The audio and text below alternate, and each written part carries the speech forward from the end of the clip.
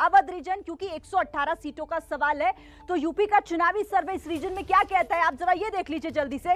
BJP plus जो कि 44% vote BJP plus को जाता दिखाई दे रहा है। साप्ताहिक सर्वे ये कहता है कि एसपी प्लस को 31% यानी दूसरे स्थान पर। तीसरे स्थान पर बीएसपी दिखाई दे रही है, 9% वोट जाता दिखाई दे रहा है बीएसपी के खाते में। और कांग्रेस की स्थिति 8% और अन्य 8%। तो यानी कि रोमाना देखिए 44% और 31% बीजेपी प्लस और एसपी प्लस। लेकिन बीजेपी प्लस ही बाजी मारती दिखाई दे रही है अवध रीजन में 44% वोट के साथ।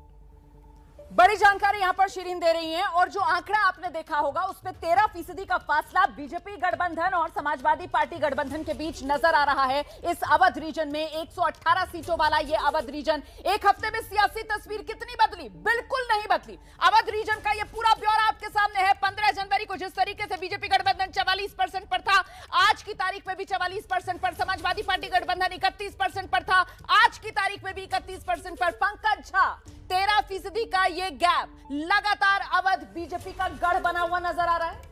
जी हाँ, और ये सबसे बड़ी कमजोर कड़ी भी है एक तरीके से अखिलेश यादव के लिए। और आप देखिए कि बिल्कुल वहां पर जाकर वोट शेयर जो है वो अटका हुआ है। 13% का वोट शेयर पूर्वांचल और पश्चिम के मुकाबले में समाजवादी पार्टी यहाँ कमजोर है। और यही नहीं, उसके साथ कोई ऐसा अलायंस पार्टनर भी नहीं है जैसा पूर्वांचल में है या पश्चिम में आरएलडी है। ऐसा अवध क्षेत्र के लिए कोई अलायंस पार्टनर नहीं है। इसीलिए इतना बड़ा गैप इन दोनों गठबंधनों के बीच में बीजेपी और एसपी में दिख रहा है।